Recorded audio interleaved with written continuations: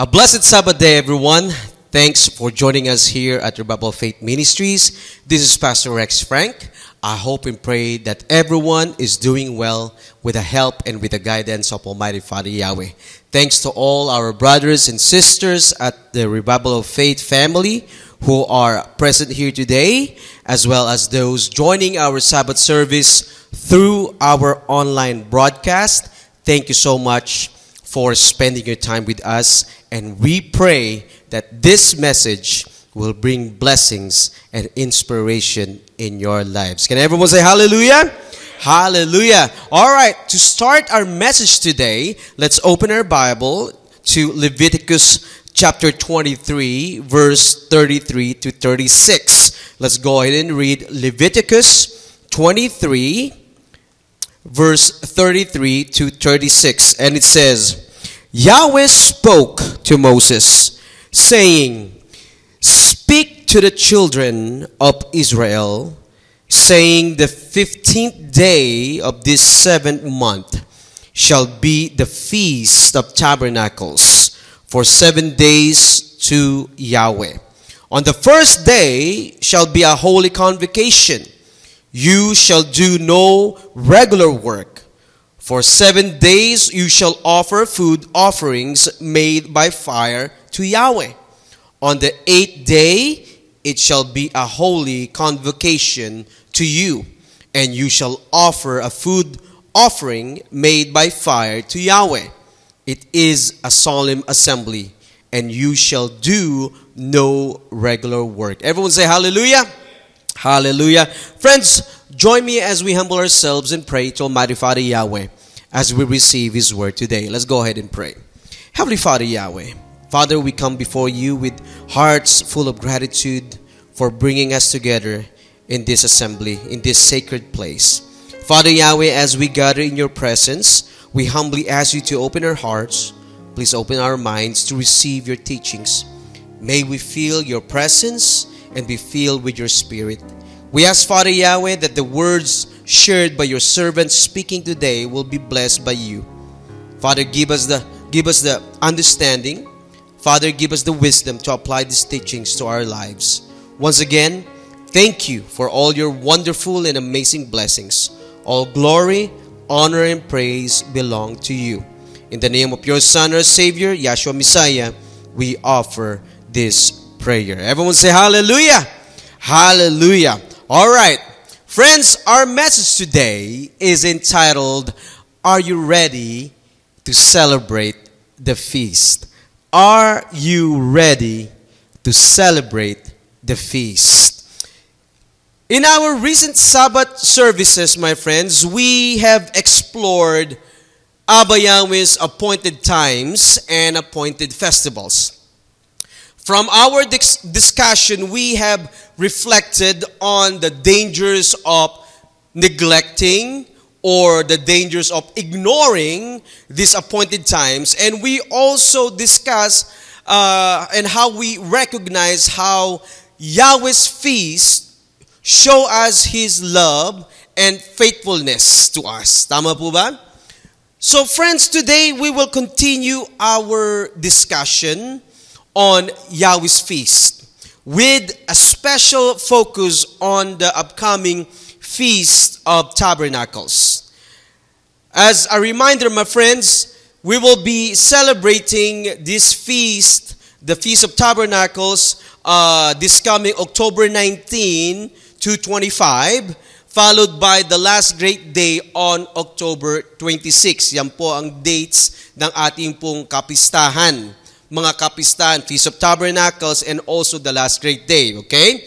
In our discussion today naman, we are going to look back to the Old Testament where Abba Yahweh established one of the most joyful celebrations. Ito nga po yung Feast of Tabernacles or Sukkot in Hebrew.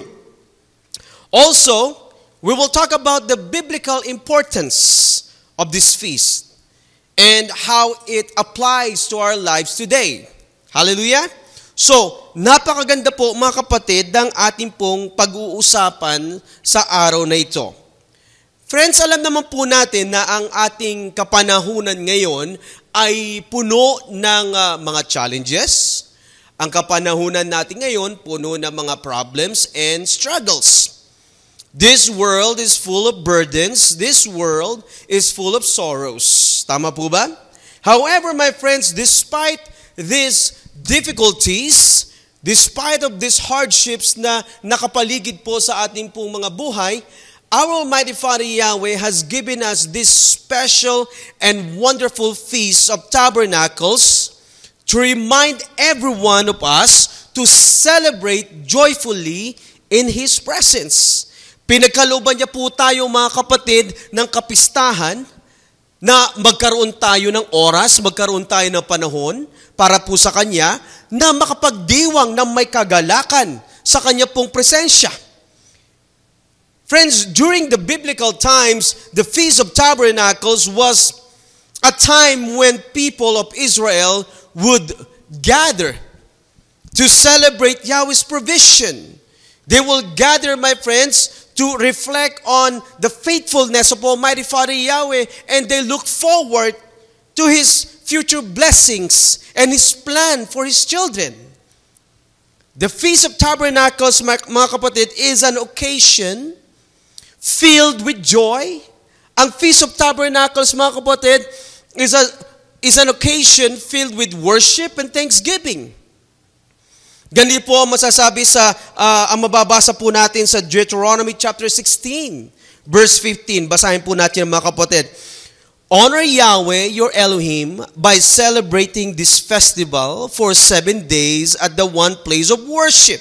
Look at this. Be joyful, because Yahweh has blessed your harvest and your work. Can everyone say hallelujah? Hallelujah. Ano po ang sabi mga kapatid, mga kaibigan? Be joyful. Be joyful. Ang pagdiriwang po ng Feast of Tabernacles ayon po sa ating Amang Yahweh ay may kagalakan. Dapat may kagalakan. There must be joy when we celebrate this feast. Friends, wag po nating isipin na isang burden, wag po nating isipin na pabigat sa ating pong buhay ang pagsiselebrate ng Feast of Tabernacles. Dapat nga mga kapatid, we must be eager. Dapat nga mga kapatid, we must be joyful na tayo po ay makadalo sa kapistahan ng ating Amang Yahweh. Tama po ba? Look at this, my friends. One of the most distinctive features of the Feast of Tabernacles was the command sa atin to rejoice, to be joyful. Kapag sinabi po nating distinctive features means katangian. Ano po yung katangian ng Feast of Tabernacles? Sabi nga ng ating Amang Yahweh, gawin natin na ito ay may kasiyahan. Can everyone say hallelujah? Hallelujah. See, Abba Yahweh did not just suggest rejoicing, my friends. He did not just suggest to be joyful during Feast of Tabernacles. He commanded it, mga kapatid. Rejoicing was not an optional. Tama po ba? Rejoicing was not optional. The people were to come before our Almighty Father Yahweh with joy, with gratitude, and celebration kapag dumarating po ang kapistahan ng tabernakulo. Look at this, my friends. Just imagine po ninyo yung celebration na ginagawa during Feast of Tabernacles. People are gathering together to worship Abba Yahweh. With joy, with laughters, they're singing praises. Ganyan po, mga kapatid, ang pagsiselebrate dapat ng Feast of Tabernacles. Remember this, my friends, the word rejoice was used repeatedly in connection with the Feast of Tabernacles because Abba Yahweh desires for His people to live in the fullness of joy. Tama po ba? Abba Yahweh's presence brings joy in our lives. Tandaan po natin yan. And the Feast of Tabernacles was given to us so we could experience His presence. So we could experience the joy sa ating pong buhay. Sabi po sa Psalm, mga kapatid, Psalm 16, verse 11, ganito po pagkakasabi, "You will show me the path that leads to life. Your presence fills me with joy and brings me pleasure forever." Can everyone say hallelujah? Hallelujah. See, even King David acknowledged that Abba Yahweh gives the fullness of joy when we are in His presence. This passage, mga kapatid, emphasizes that the true and complete joy comes from being close to Abba Yahweh and following His ways. Kaya kung nais po nating maranasan ang presensya ng ating Amang Yahweh, maramdaman po natin ang tunay na kagalakan, then we must get ready. We must get ready to attend the Feast of Tabernacles. Tama po ba? Let me ask everyone right now, are you willing to set aside your burdens and embrace the joy that comes from knowing Yahweh's presence in your life? Because as Yahweh's children, mga kapatid, having joy should be one of the distinctive features of our lives. Dapat ang joy, mga kapatid, ay maging katangian natin. Yung pagkakaroon ng joy sa ating buhay ay maging dala-dala natin araw-araw. Ano po ang sabi, mga kapatid? Philippians chapter 4, verse 4. Ganito po ang pagkakasabi, "Be full of joy. Be full of joy always because you belong to Yahweh." Again, I say, be full of joy. Can everyone say hallelujah? Napakaganda po, mga kapatid. Napakaganda. We must be full of joy. Yan po ang sabi ng banal na aklat. However, mga kapatid, maraming mga tao ang hinahayaan nila na mawala ang kagalakang ito sa kanila pong buhay. Because they allow the challenges, because they allow the struggles, they allow the problems ng buhay na matalo sila, ma-defeat sila nito. And that's why the Feast of Tabernacles serves as a powerful reminder para po sa ating lahat to always rejoice and be filled with joy. Friends, do not allow the difficulties or the struggles of life to steal your joy. Tama po ba? Instead, choose to celebrate the goodness of Abba Yahweh this coming Feast of Tabernacles, reflecting on how Abba Yahweh provides and guides us in all seasons of our lives. Can everyone say hallelujah? Hallelujah. Just look at this one, my friends. The celebration of the Feast of Tabernacles is a national festival. Kapag sinabi po nating national festival, ito po ay tinatawag na pambansang pagdiriwang. Kahit nga ngayon, mga kapatid, sa ating kapanahunan, in our times, ay ginagawa pa rin ito o ginaganap pa rin ang Feast of Tabernacles doon sa Israel. Friends, no matter their social, no matter their economic status sa kanilang buhay, mayaman man, mahirap man, matanda man, bata man, may mga pagsubok man sa buhay, ang buong bansa ay nagdiriwang tuwing Feast of Tabernacles. Tama po ba? Everyone rejoice, from the sons and daughters to the servants, kahit na yung mga strangers and orphans, nagse-celebrate ng kapistahan ng ating Amang Yahweh, mga kapatid. At hindi po nagiging balakid sa kanila ang mga sitwasyon nila sa buhay. Hindi po balakid sa kanila, mga kapatid, mga kaibigan, yung mga problema nila sa pag-attend ng Feast of Tabernacles. Hindi po balakid sa kanilang buhay, mga kapatid, hindi balakid, mga kapatid, yung pag-attend nila sa kapistahan ng ating Amang Yahweh base doon sa estado ng kanilang buhay. Dahil alam po nila mga kapatid na mahalaga ang kapistahang ito para po magpasalamat sa lahat ng mga pagpapalang kanilang tinanggap sa ating Amang Yahweh kahit na po sa gitna ng mga pagsubok ng buhay na kanila pong nararanasan o naranasan. Friends, let us remember that the Feast of Tabernacles is not just an ordinary or isang simpleng okasyon.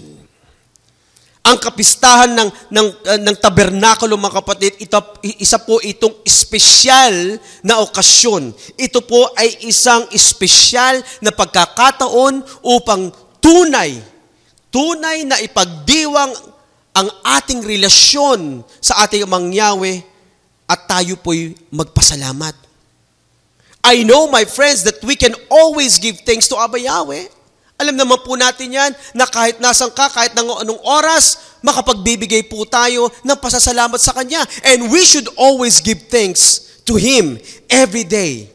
At hindi lamang tuwing mga kapistahan. Tama po ba? However, Abba Yahweh established the Feast of Tabernacles to help us remember how He always takes care of us and stays with us through everything na dumadaan sa ating pong buhay. Tama po ba? The Feast of Tabernacles is our opportunity bilang buong pamilya at bilang isang assemblya na magkaisa upang magpasalamat ng sama-sama para sa lahat ng mga pagpapalang ipinagkaloob ng ating Amang Yahweh. Can everyone say hallelujah? Hallelujah! Friends, sa pagdiriwang po natin ng Feast of Tabernacles, it reminds us na ang tunay na kasiyahan, na ang tunay po ng pag-asa ay hindi po nakabase sa pansamantalang mga bagay dito sa mundo o dito sa lupa, kundi nakabase ito sa walang hanggang kabutihan at pagmamahal ng ating Amang Yahweh para po sa ating lahat. Tama po ba? And this feast reminds us na maging dependent po tayo sa kabutihan. The feast reminds us, mga kapatid, na maging dependent tayo sa pagmamahal ng ating Amang Yahweh araw-araw at hindi sa ating mga pansariling mga kakayahan lamang. Look at this, my friends. Ganito po ang ipinakita ng mga Israelites when they were in the wilderness. Habang sila'y nagse-celebrate ng Feast of Tabernacles nung sila po ay nandun po sa ilang. And during the Feast of Tabernacles, the first Feast of Tabernacles, mga kapatid, tandaan po natin, inutusan po sila ng ating Amang Yahweh na gumawa po ng kanilang mga temporary shelters. O yung tinatawag, mga kapatid, na suka or boots. At doon po sila mag-i-stay o mananatili for 7 days. Doon po sa ginawa nilang shelter o temporary shelters. Basahin po natin yung mga kapatid. Leviticus 23, verse 41 to 42, ganito po ang pagkakasabi. You will celebrate this festival to Yahweh for 7 days each year. And this law will continue forever. You will celebrate this festival in the 7th month. Look at verse 42. You will live in temporary shelters for 7 days. Ano po ang sabi, mga kapatid? You will live in temporary shelters for 7 days. Imagine this, my friends, the entire nation of Israel camping out under the open skies, living in simple shelters o yung tinatawag na suka, and they were remembering and reflecting on Abba Yahweh's faithfulness. Tama po ba? Habang nandoon po sila sa mga temporary shelters na yun, mga kapatid, mga kaibigan, nire-remember nila yung mga pagpapalang ipinagkaloob sa kanila ng ating Amang Yahweh. Alam po ba ninyo, mga kapatid, mga kaibigan, na yung kanilang mga temporary shelters were made from light materials? Mga light materials lang po, mga kapatid, ang ginamit para gawin po nila yon. Basahin po natin sa Nehemiah chapter 8 verse 14 to 15 and let us see kung saang materials gawa yung mga temporary shelters nila. Let's go ahead and read this. They found written in the law which Yahweh had commanded through Moses that the Israelites were to live in temporary shelters during the festival of the 7th month, and that they should proclaim this word and spread it throughout their towns and in Jerusalem. Go out into the hill country and bring back, look at this, and bring back branches from olive and wild olive trees and from myrtles, palms, and shade trees to make temporary shelters as it is written. Saan po lamang gawa, mga kapatid, yung kanilang mga temporary shelters? From branches. From leaves na galing po sa mga kahoy. So kung titignan natin, mga kapatid, dito po sa picture na ito, mga kapatid, ay wala pong mga strong walls. Wala pong mga matibay na mga roofs. Dahil nga, gawa lamang ito, mga kapatid, sa branches and sa mga leaves na nakuha nila sa mga kahoy. Friends, the Israelites were vulnerable to all elements. Ano yun? Vulnerable sila sa malakas na wind, malakas na ulan, ganun din sa init ng araw. Tama po ba? They were all vulnerable. Now, let me ask everyone, bakit kaya po sila pinagstay ng 7 days sa temporary shelter na ito? May purpose po ba ang ating Amang Yahweh kung bakit sila pinagstay sa ganitong lugar? Look at this, my friends. Our Almighty Father Yahweh instructed the Israelites to stay in these temporary shelters to remind them na ang ating Amang Yahweh ang magbibigay sa kanila ng proteksyon. Hallelujah! Pinagstay sila ng ating Amang Yahweh for 7 days dito po, mga kapatid, sa temporary shelters na ito to remind them na ang ating Amang Yahweh ang magbibigay sa kanila ng provisions. Pinagagawa niya, mga kapatid, ang Feast of Tabernacles taon-taon at pinag-i-stay tayo sa mga temporary shelters. Pinag-i-stay niya yung kanyang mga anak dito sa mga lugar na ito so they will be reminded that He is the protector and He is the provider. Hallelujah! Kaya na po ang sabi sa Leviticus 23, verse 42 to 43. Basahin po natin ulit yan. Ganito po ang pagkakasabi. You will live in temporary shelters for 7 days. All the people born in Israel will live in them. Why? Look at this. Sabi nga yan, why? So all your descendants will know that I made the Israelites live in temporary shelters during the time I brought them out of Egypt. Look at this, my friends. Ano yung huling sinabi ng ating Amang Yahweh? I am your Elohim. Ano po ang sabi ng ating Amang Yahweh? I am your Elohim. And this praise reminds us of His continuous provisions. He is reminding us that He is the source of all our needs, both physically and spiritually. Kaya dapat po tayong magtiwala. Hallelujah! Kaya dapat tayo ay sumunod sa mga salita ng ating Amang Yahweh at wag po tayong mangamba. Tama po ba? Because He is our Elohim. Our Almighty Father Yahweh is our Elohim. Look at this, my friends. When the Israelites stayed in those temporary shelters as Yahweh commanded them, they demonstrated their trust and obedience sa Kanya, showing that He was their ultimate source of protection and provision. Hallelujah. Alam niyo mga kapatid, the simple and temporary shelters na pinag-i-stayan natin tuwing Feast of Tabernacles, alam niyo po ba ang symbolism niyon? It symbolizes itong mundong tinutulayan natin ngayon. This world. It means this world is temporary. Tama po ba? Palagi nating tandaan na pansamantala lang ang mundong ito at mawawala rin ang lahat ng bagay na nandito. Kaya wag nating sayangin mga kapatid ang lahat ng ating oras sa mga material na bagay o sa mga worldly treasures and pleasures.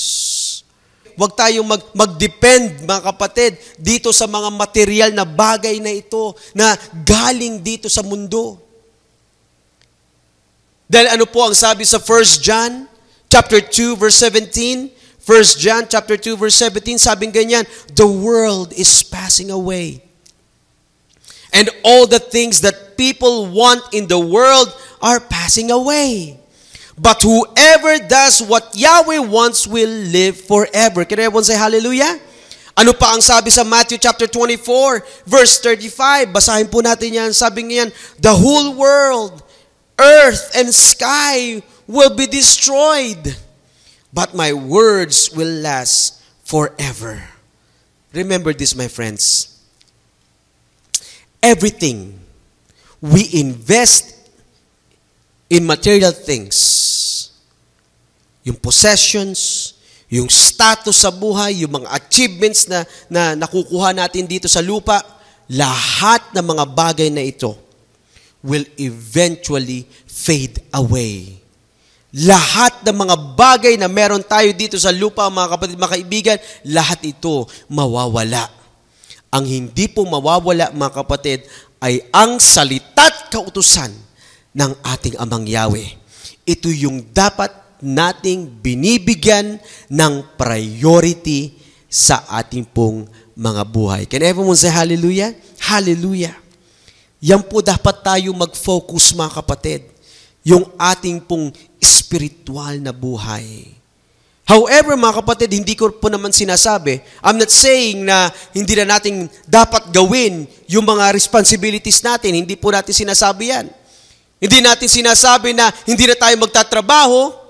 Hindi natin sinasabi na hindi na tayo mag-provide sa mga mahal natin sa buhay. Hindi po natin sinasabi yan, mga kapatid. Mga kapatid, in fact, we are called to work hard. We are instructed, my friends, to be responsible and to take care of the things Yahweh has given us. Tama po ba? But here's the key, my friends. Here's the key. Our work, okay? Our work should not be the main focus of our lives. Tama po ba? Our work should not be the main focus of our lives.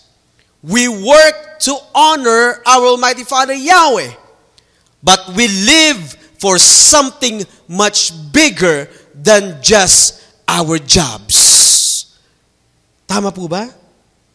We must never lose sight of what truly matters sa ating pong buhay. Ano po yun? Which is doing Abba Yahweh's will and obeying His commandments all the time. Tama po ba? And let me ask everyone right now, tanungin ko po ang mga kayong lahat, gayon din po yung mga nanonood ngayon. Let me ask everyone, ano po ba, mga kapatid, ang pinagkakaabalahan ninyo sa inyong buhay? Tayo po ba, mga kapatid, ay may panahon?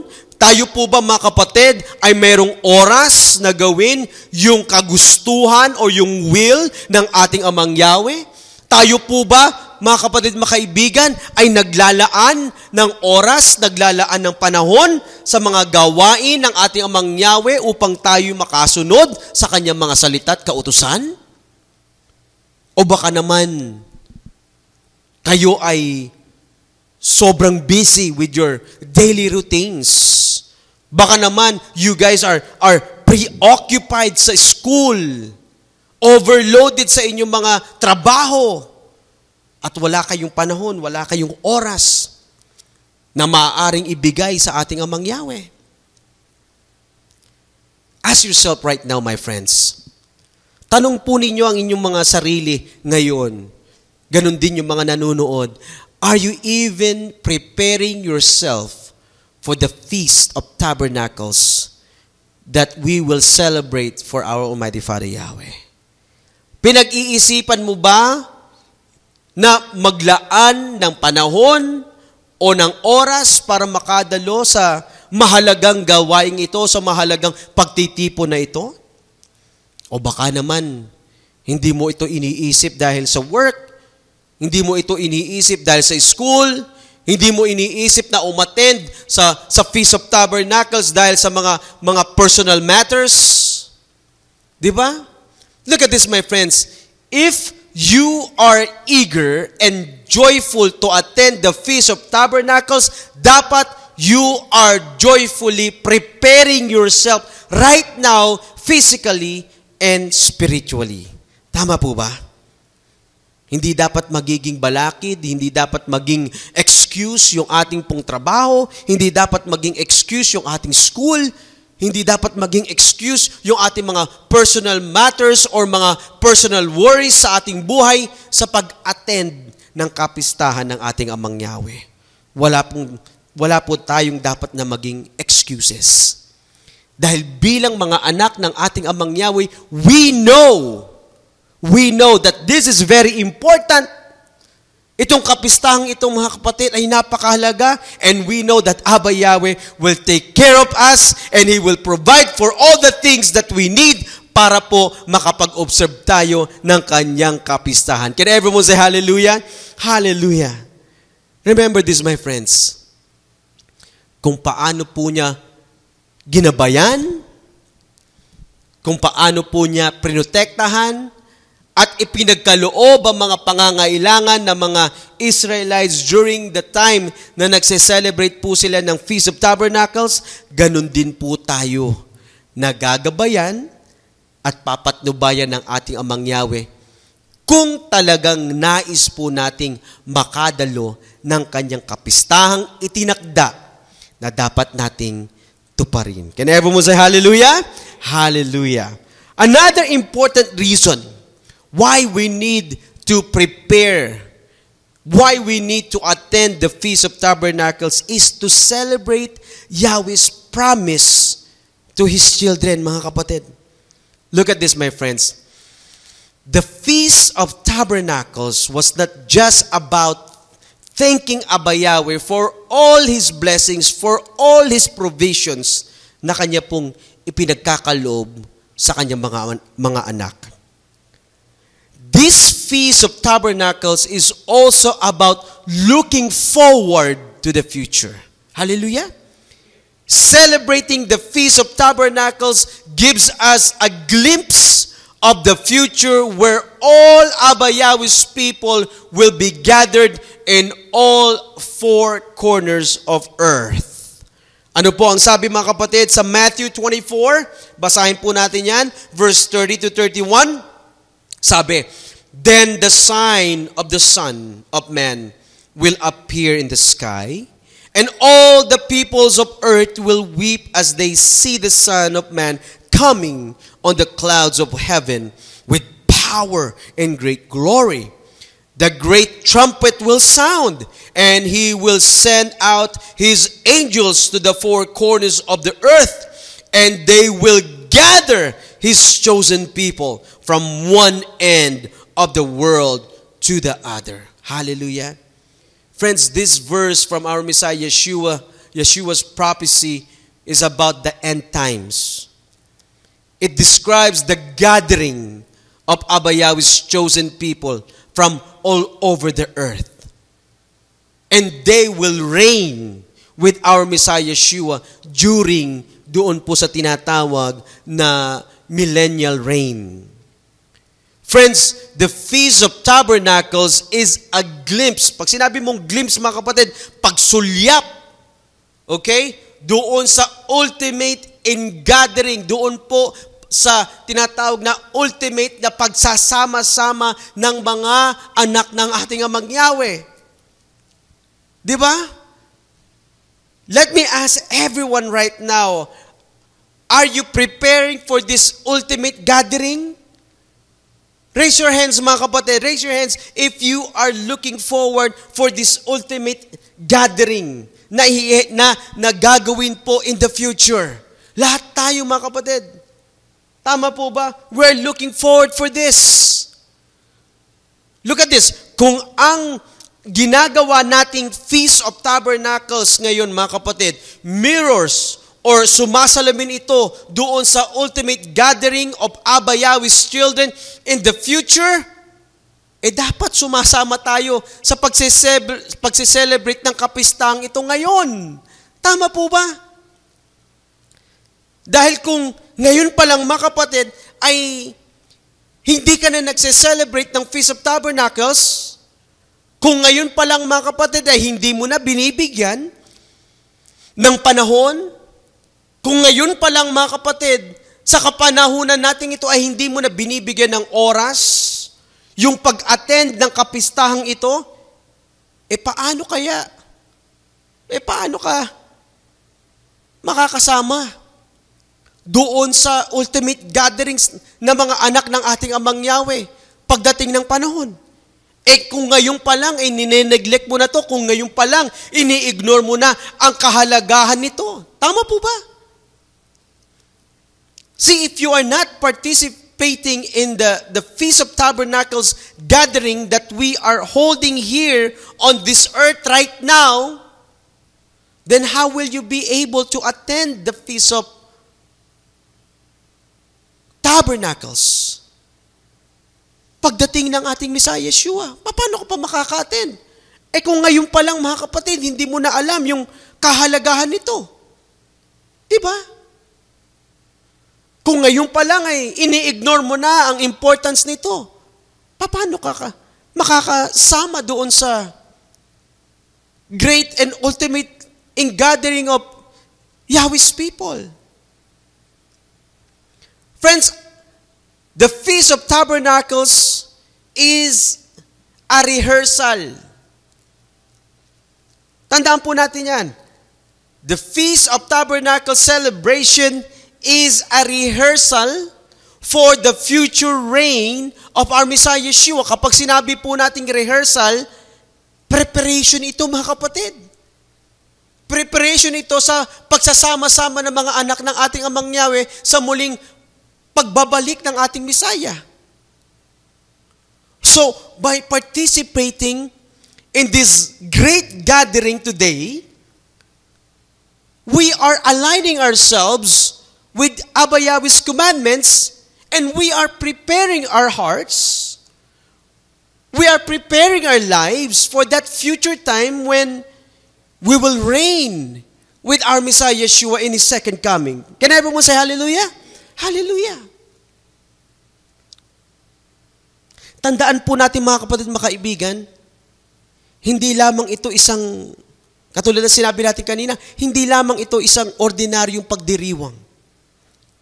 This is an act of faith and obedience sa instruction po ng ating Amang Yahweh.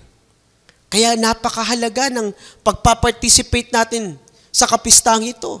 Napakahalaga, mga kapatid, na naglalaan tayo ng oras, naglalaan tayo ng panahon na maka-attend ng Feast of Tabernacles taon-taon. Para tayo'y makasunod sa mga kautusan ng ating Amang Yahweh. Hallelujah!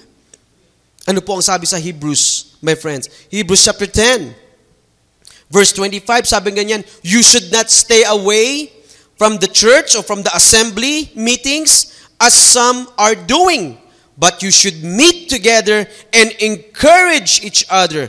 Do this even more as you see the day coming. Nakita niyo, mga kapatid? Ang ating mga pagtitipon, itong may Sabbath day, ito man yung mga appointed times, mga feast, lahat ito, mga kapatid, sumasalamin sa ating kahandaan, readiness, na humarap sa muling pagbabalik ng ating Messiah Yeshua. And that's why I encourage everyone right now, my friends, especially kung kayo po ay hindi pa nagpre-prepare, hindi pa kayo naghahanda sa Feast of Tabernacles o baka naman wala kayong balak na umattend ng kapistang ito, I hope and pray that you will recognize the significance of this feast in attaining eternal life. This feast is a direct command from Almighty Father Yahweh, intended to align us with His plan. Hallelujah! Tandaan po natin mga kapatid, ang hindi po pagdalo sa kapistahang ito ay nagpapakita ng pagsuway. Ano yung English ng pagsuway? Disobedience sa mga utos ng ating Amang Yahweh. Nagpapakita lamang ito ng kawalan ng respeto sa mga espesyal na panahon na itinakda ng ating Amang Yahweh para sa kanyang mga anak. Friends, when people ignore and neglect Abba Yahweh's feast, just like the Feast of Tabernacles, then we are missing out on an opportunity to connect with Abba Yahweh and grow our spiritual lives. When you choose not to attend the Feast of Tabernacles, you are directly disobeying Abba Yahweh. It could mean na hindi mo binibigyan ng priority sa iyong buhay ang ating Amang Yahweh. It means you are choosing to ignore your relationship sa Kanya. Tama po ba? Ang ibig sabihin nito ay hindi mahalaga ang ating Amang Yahweh sa buhay mo. Look at this, my friends. Hindi po ginawang optional ng ating Amang Yahweh ang pag-attend ng kanyang appointed times. Because He Himself set these holy days para sa kanyang mga anak, for His people. Kaya kung hindi po natin ihahanda ang ating mga sarili na makapag-observe o maka-attend ng mga kapistahang ito, then we are deliberately disobeying His direct command. Tama po ba? Dahil ang nais po ng ating Amang Yahweh, mga kapatid, tandaan po natin to, ang nais ng ating Amang Yahweh ay sumunod tayo sa Kanyang mga salita. Sumunod tayo sa Kanyang mga kautusan. Sumunod tayo sa Kanya. Ganito po ang sabi, mga kapatid, 1 Samuel chapter 15 verse 22, ang sabing ganyan, it is better to obey Yahweh. It is better to obey Yahweh than to offer sacrifices to Him. It is better to listen to Him than to offer the fat from rams. Ano po ang sabi? Mas mabuti ang pagsunod kay Yahweh kaysa paghahandog. Friends, obeying Yahweh is how we show our love and how we show our true faith in Him. Kaya ganito lamang kahalaga ang pag-attend ng kapistahan dahil nagpapakita ito ng tunay na pananampalataya natin sa Kanya. Hallelujah! As our closing passage, my friends, let's turn our Bible in Revelation 21, verse 3. Ganito po ang pagkakasabi.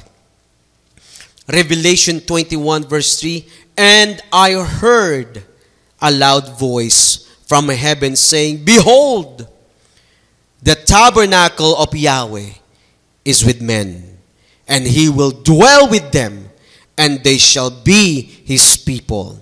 Yahweh Himself will be with them and be their Elohim. Can everyone say hallelujah? Hallelujah.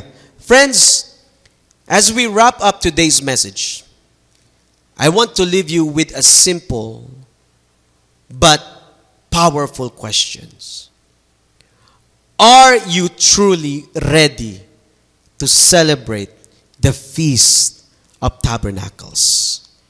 Handa na po ba kayo na magdiwang ng kapistahan ng tabernakulo? Are you fully prepared physically, mentally, and spiritually to experience the abundant blessings and joy in Yahweh's presence? Sino-sino dito ang gusto ng joy? Sino-sino dito, mga kapatid, ang nais ng blessings, pagpapala sa kanilang buhay? Lahat tayo. Nais po natin matanggap yan. Tama po ba? Sa lahat ng mga nagpre-prepare na upang dumalo at nag-decide na o decided na ng makapagdiwang ng Feast of Tabernacles, you are making one of the best decisions sa inyong buhay. Dahil you are celebrating it in the presence of Almighty Father Yahweh. Can everyone say hallelujah? Hallelujah. At sa lahat naman ng mga hindi pa decided, sa lahat na may mga doubts na umattend, may panahon pa. May panahon pa, mga kapatid, mga kaibigan, para maghanda. May panahon pa para mag-prepare na dumalo sa kapistahang ito ng ating Amang Yahweh. Mayroon pang ilang araw na makapaghahanda kayo para makasama sa mahalagang pagtitipong ito. I hope and pray that everyone is excited.